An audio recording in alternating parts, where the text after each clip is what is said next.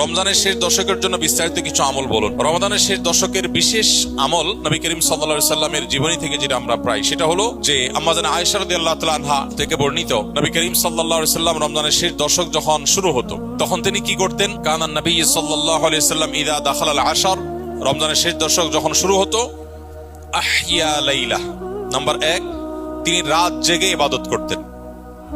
অনেক মুহাদ্দিসগণ, অনেক হাদিস বিশারদগণ বলেছেন এর অর্থ হলো রাতে তিনি ঘুমোতেন না শেষ দশক।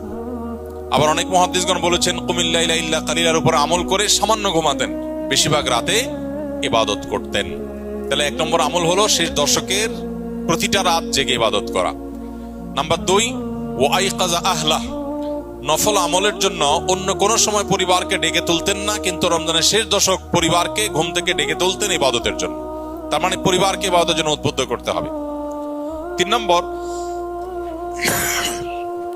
ওয়াশাদ্দামি ইজারাহ, তিনি ইবাদতের জন্য কোমর বেঁধে নিতেন। কোমর বেঁধে নেওয়ার একটা অর্থ করেছেন অনেক হাদিস বিশারদ, স্ত্রী সহবাস থেকে দূরে থাকতেন। আরবরা এরকম কোমর বেঁধে নেওয়া বলতে এরকম ইঙ্গিত করে থাকে।